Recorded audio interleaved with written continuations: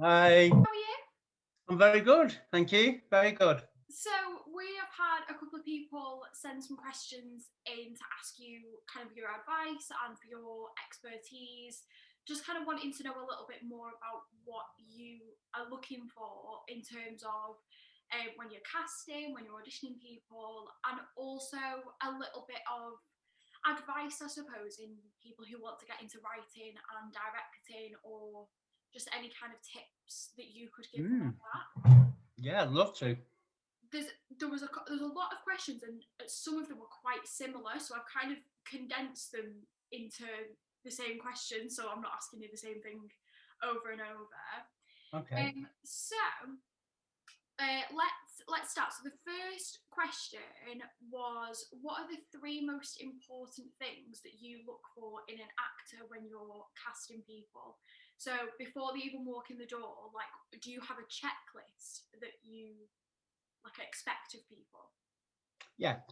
So, because I'm casting for my own writing, I have a very good idea of what that character looks like, sounds like, and the physicality, the accent, the appearance. Sometimes it's not always 100%. If an actor kind of comes and blows me away, I can change my perceptions. Yeah. But ordinarily, that's what I'm looking for. The look, the look of the character is is one of the most important things. Not necessarily in isolation with that role, but how the whole project's going to look. Yeah. And sometimes I've watched a really incredible self tape, Yeah.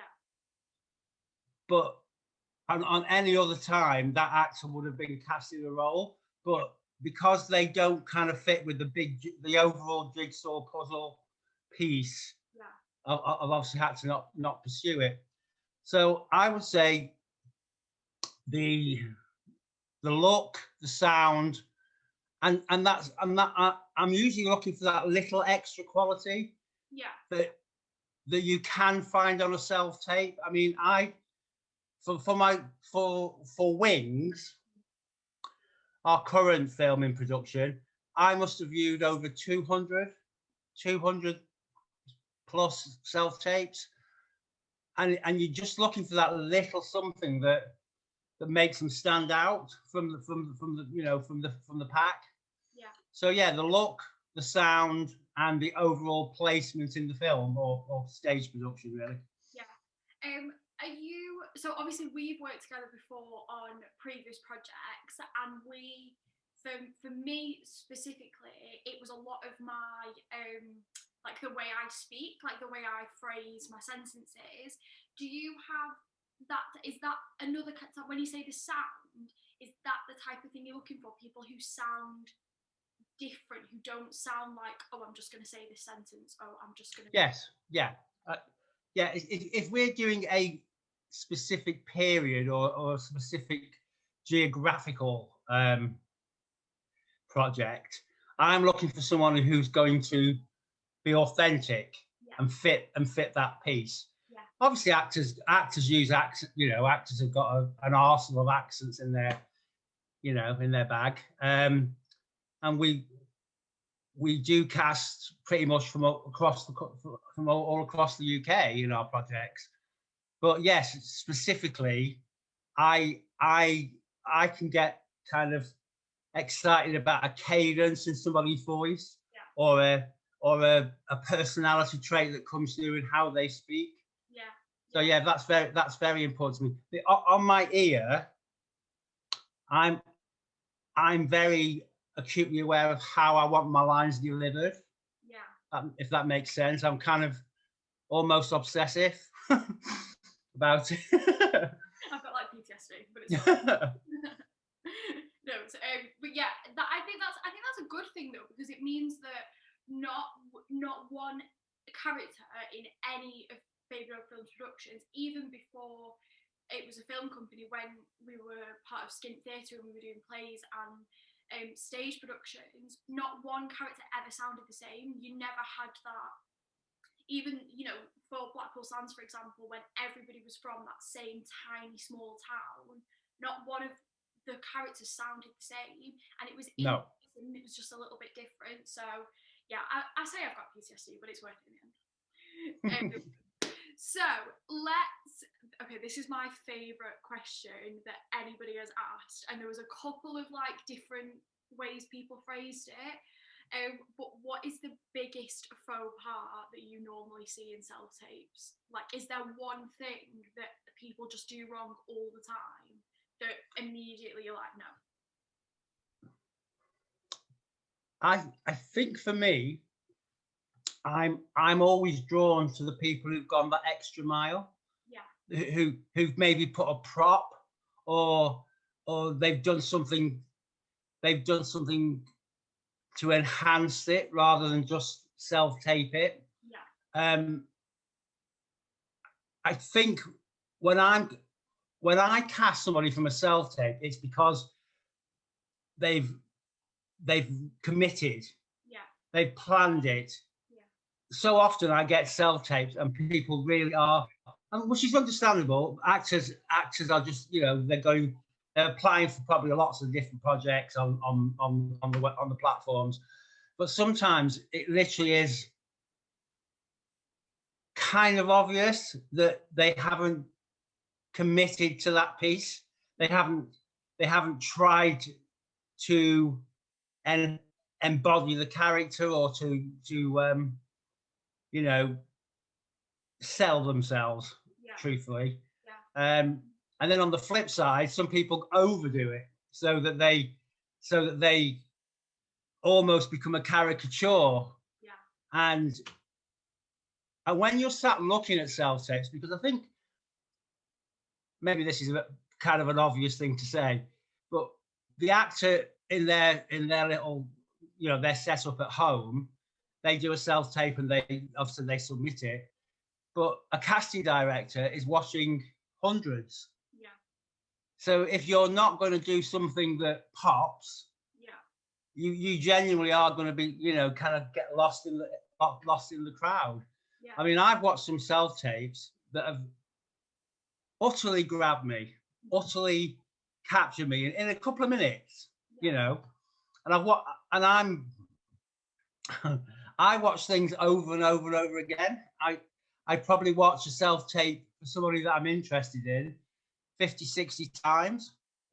Wow. Which is why, you know, pretty much 100%, I've never made a casting error. Yeah. Could you give us like a bit of an example of something that one of the cast of either Moonfish or Wings did in their self-tape that caught your eye straight away? Yeah. Megan Paul, who's going to be playing the female lead in Wings. Now, I've known Megan. She had a small part in Once a Year on Blackpool Sands.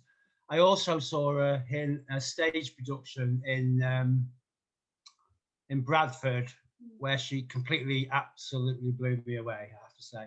So I knew that she was an intelligent, clever actress who really did sort of float my boat. And then in amongst the mix from, you know, the Spotlight and the Mandy.com applications for the role of Rita Murphy in Wings, I see Megan's self-tape. So I kind of opened it with knowing who, you know, knowing Megan, and she absolutely nailed it. The emotion was right, the accent, the balance, the character, the look, all the things I look for were there. Yeah. And that particular role was the most sort of applied for position in a role in the film. Wow. Now I must have sat through a couple of weeks of self-tapes from all across the country for the role of Rita Murphy, and I just kept coming back to Megan. I mean, I look, just for the record, I look at every single self-tape. Yeah.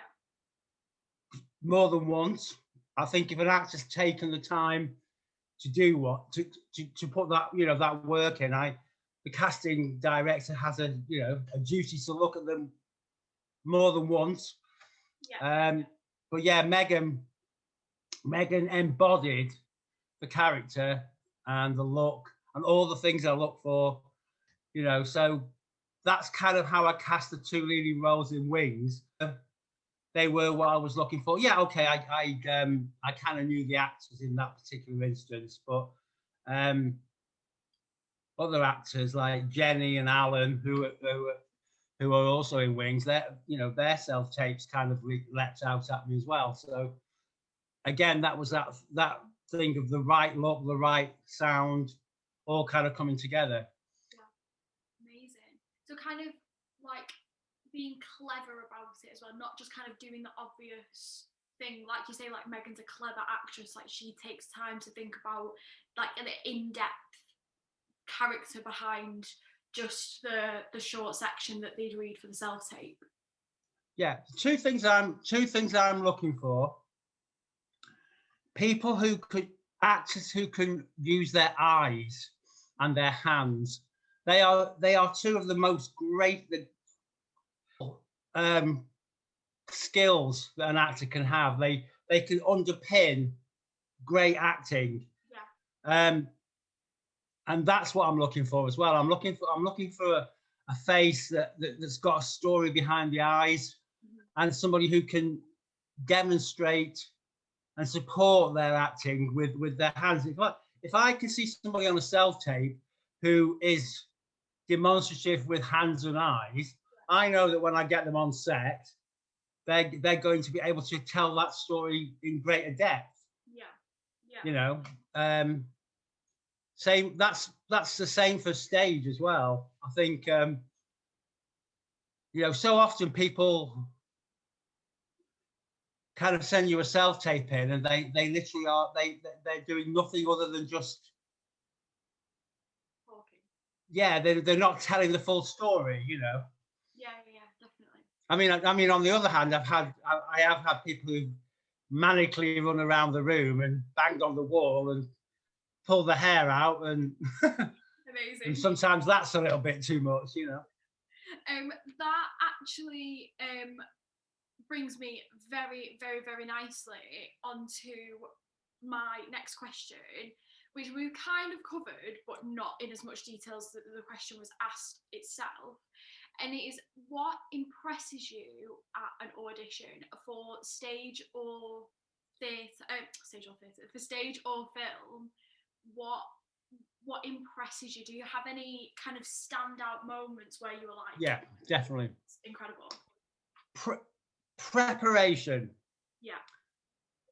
There is nothing more rewarding than,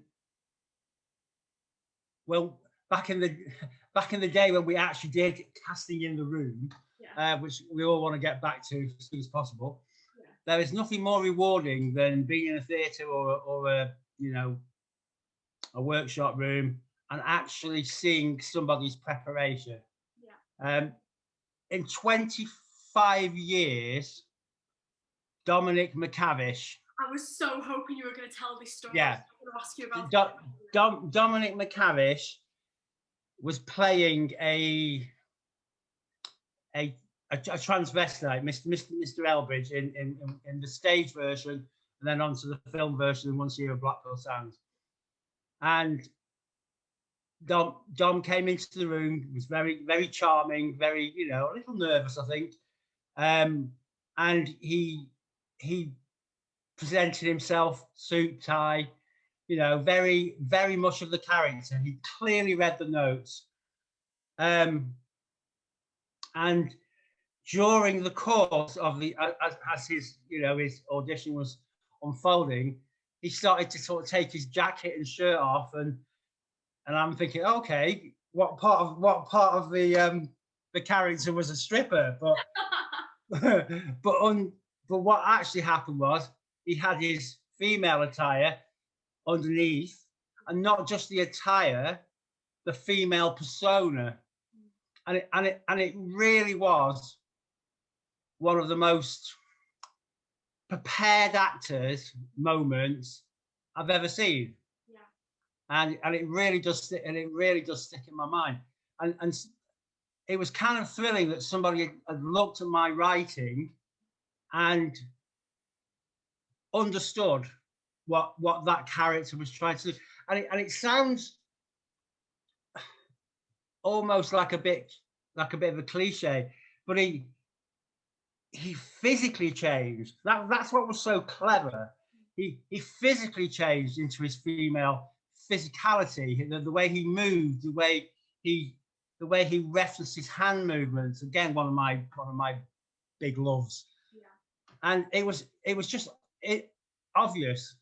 Yeah. And on that particular day, we've been auditioning some TV actors who were, you know, in some big shows like Peaky Blinders and a few other things. And Dom just came in and blew those kind of established actors out of the frame. Yeah. And I think for people that obviously don't know Dom, there'll be people watching this that do know Dom, and there'll be people that don't. But I obviously was not part of that process. I didn't see his audition. I just heard the story about it. But when speaking to Dom as Dom, like when backstage, just chatting away, yeah, whatever, have a great day. The minute he put that wig on, his whole, like, he didn't sit the same as he did. He even didn't speak the same as he did, like the way he phrased his sentences, and he was just a whole different person. And I think that really speaks to the amount of actual, not just putting his female clothes on underneath the suit, but the actual thought and, like you say, preparation that have gone into that character. Oh, absolutely. I've never, you know, I've watched some great auditions. I've watched some not so great auditions, of course, and that sticks out as one of the best. Yeah, definitely one of the best. Amazing. I was so hoping you would tell that story. So the next thing I wanted to talk about, this was asked quite a lot, I presume by people who are obviously within the situation at the moment. There are people within the industry that are starting to branch out into different areas of the industry. And with the release of Blackpool Sounds, we've talked a lot about the play, about where we've come from and stuff like that. So a lot of people ask, what is the biggest learning curve for you from going from an established kind of award-winning writer-director for stage into film, where, you know, there wasn't a lot of experience from anybody who's part of Blackpool Sounds to play into film? Yeah, scariest thing ever is how I would put it. I don't know if people are aware. Basically, I was asked to go and talk about the film with some Academy Award-winning voters from the Oscar Academy when we were in New York. They'd been to the play 3 times, and then they invited me out for dinner to talk about the possibility of making a film, which I'd always wanted this to be. I'd always wanted to make a film, just didn't know how. I'd been in theatre for all that time, and it was you know, it was a burning ambition internally. And then when we got off Broadway and all the buzz that was happening with the play, we sold out. There was, like I say, there was these 3 Broadway angels, I think I'll call them now. And they offered me some advice and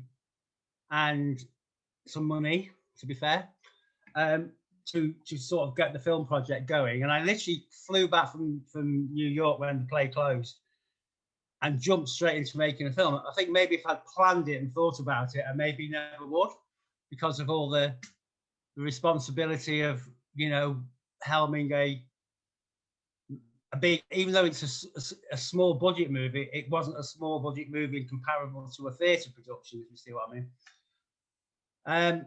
The best thing that happened for me was the people that worked on Blackpool Sounds, who helped me, who supported me, Josh, Mike, Gabby, the whole sort of team who helped me make a film, who helped me get to a film. Then obviously we got into, you know, editing, and with that, you know, with Adam, who helped me get to the finished version. and now obviously working with Adam and Henry as DOPs on Wings and Moonfish, there is this cohesive team now, and I'm starting to feel comfortable. I'm starting to understand the nature of filmmaking, and finding my own sort of filmmaking style, which has now become far more natural than the first film. I no longer write like a theatre writer anymore. I write like a screenplay writer now.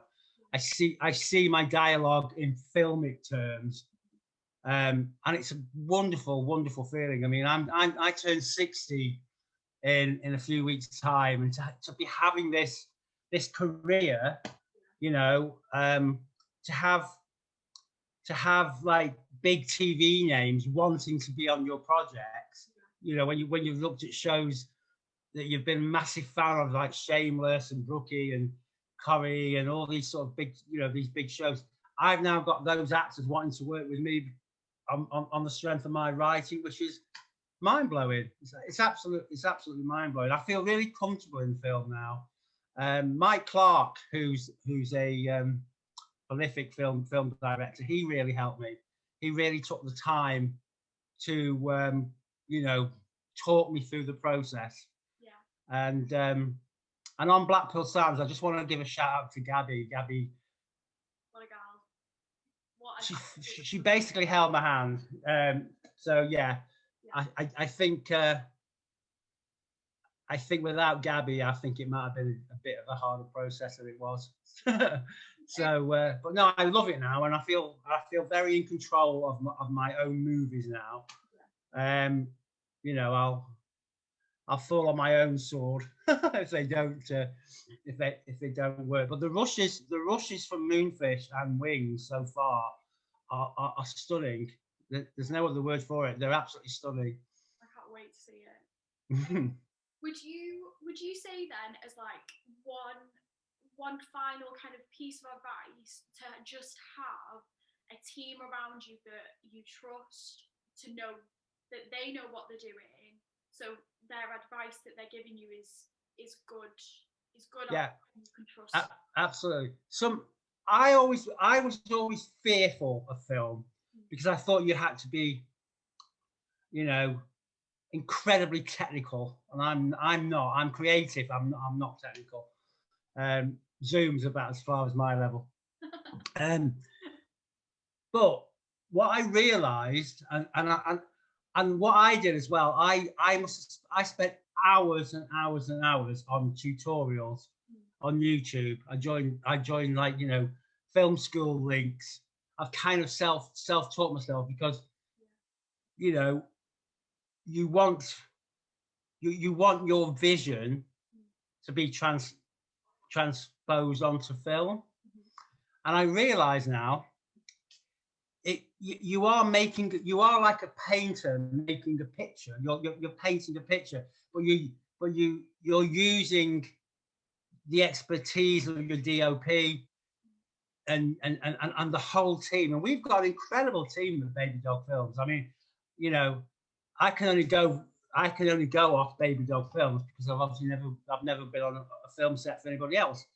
But we have such a cohesive, well-oiled machine now that we've kind of built, you know, around us, and everything works. We actually get a lot done on the day, don't we? We don't waste time. We don't waste footage. We maximize the locations. We maximize the day. And one thing, a little shout out to the actors. So many times, the crew say to me, "Oh my God, your actors we're getting things done in 2 or 3 takes, because they're not fluffing. They're not, you know, they're not making mistakes over and over again." And I think that's a testament to the sort of vibe that we've built, that people do come prepared, and we do get a lot done. Yeah, we do. We get so much done. And I think a lot of that as well is, like you say, because we have this team and we have this inclusive effort, There's no, oh no, I'm too important to do that, or that's not my job, I can't do that. There's none of that on our film sets. It's always, oh, do you want me to just hold that, or I can do that for you if you need me to do that. And I think that is again that team that you've chosen and you've trusted, and it's paid off, hasn't it? We get so it's paid off in spades. It really has. Yeah. You know, because the end. Wendy and I discussed the ethos of this film company that we're building. And one of the things we both wanted was that everybody has a nice day. You know, everybody has a good time on set, that there isn't, you know, toxic working environment. Yeah. I mean, we wanted it to be a great place where you can be yourself, LGBT, you can be, we're inclusive, you know. I want it to be a place where women behind the camera and in front of the camera feel safe and valued, which of course they are. You know, I will usually take a woman's perspective over a man's any day, to be fair. So I think we've achieved that. I think that's the vibe that certainly the vibe that I want. I don't want to be one of these shouter types, or I think I've always believed that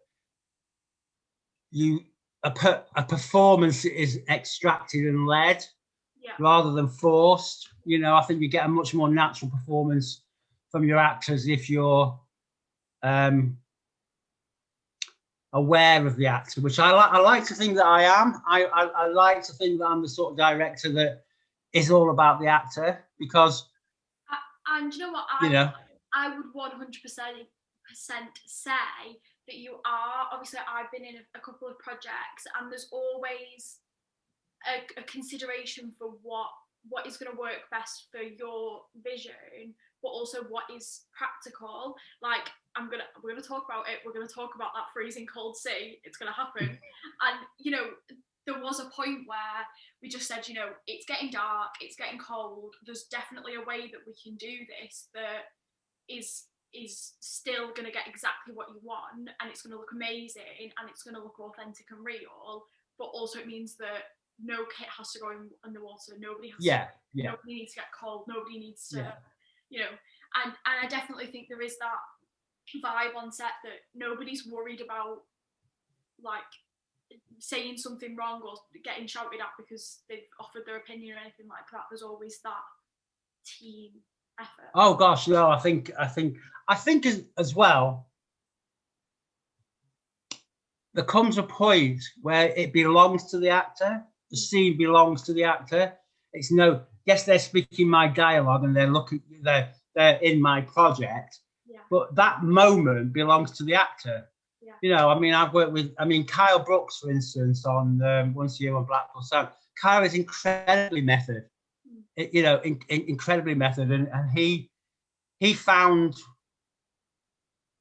so much of Eddie by his own route. You know what I mean? And I think there comes a point where you just have to let it go. You know, it's like what we'll be doing with Wings. At some point, as the sort of characters develop, I'll be taking a bit of a step back. You know, same with Moonfish, and let the actors do their thing. You know, I think that's the fun part as well. I think is when they're comfortable and they know where they are and who they are, and these characters that they're portraying burst out, and we see them for the first time, and you know, and I'm always like, yay, they've arrived. You know, I think it's really important. I've been so lucky, so lucky with my actors. Oh my God, from Blackpool Sands into the new films, you know, I've just had the opportunity to work with some incredibly talented actors who I genuinely get excited about seeing, you know, and working with. it must be exciting to see, and this kind of leads me beautifully onto the next question. This is so how this has worked, but it must be exciting to see your writing, especially for things like Blackpool Sounds that are so close to home and is a true story that you know, it's not something that you thought of one day, like you lived it and you're just telling that story now, and it must be amazing to see that come alive again. It must be. It is. I mean, there were a couple of times on Blackpool Sounds where it was too personal. It cut deep. You know, the 1984 AIDS scenes, for instance. I lived that. I lived through that, and I had to have Joel McVeigh, who was playing me at that age, and wait, he had to deliver a piece of writing that was based on a true story, and that was one of the hardest moments on set for me. But other times when you see the characters beginning to tell your bring the writing to life, there's nothing nicer. It's thrilling. It's absolutely thrilling.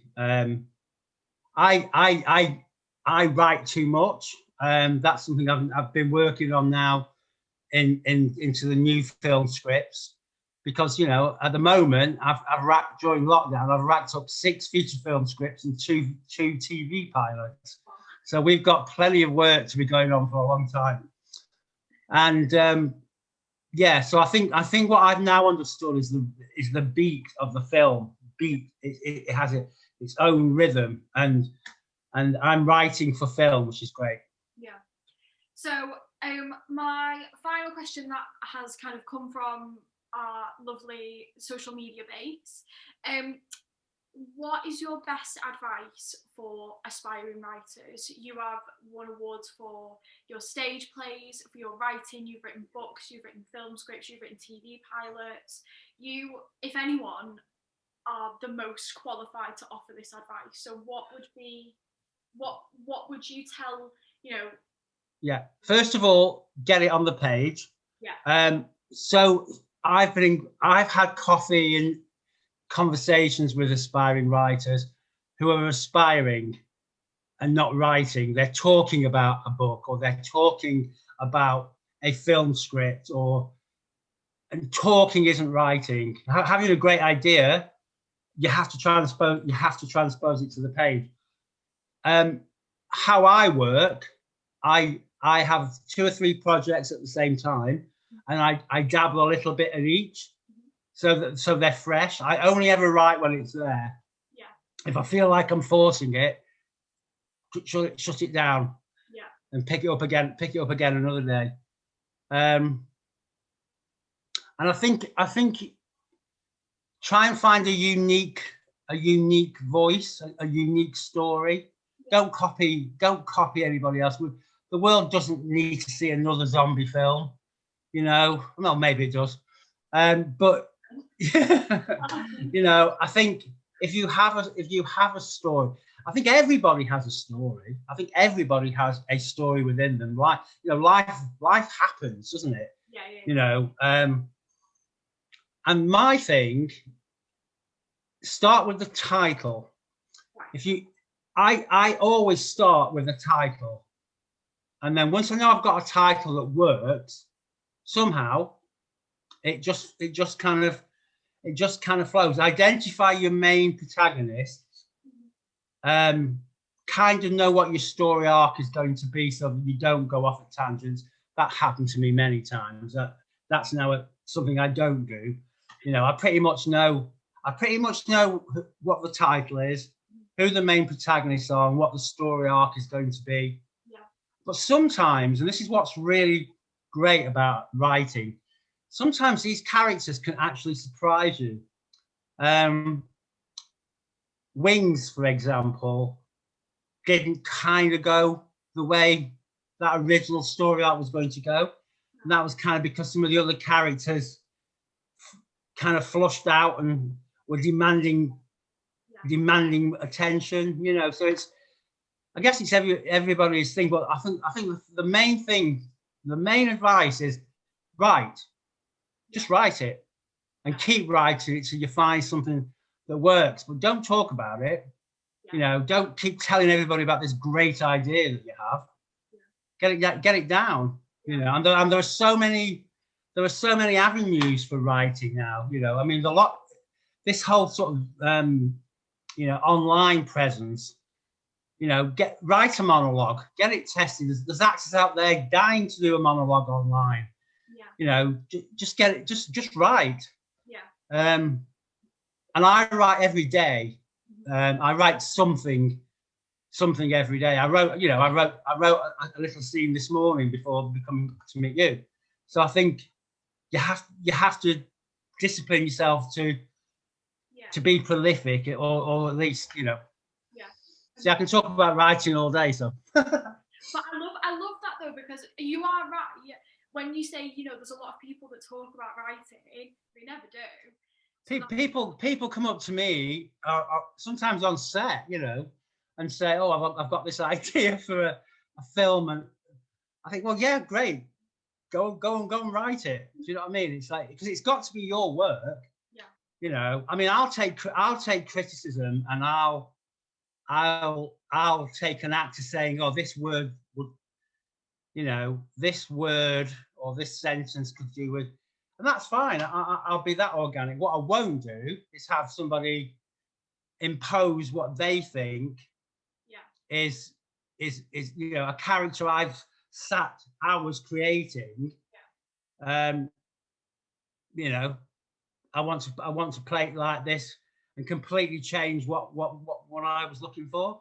That's never happened, by the way. It's just, I've heard it from other writers on forums and stuff.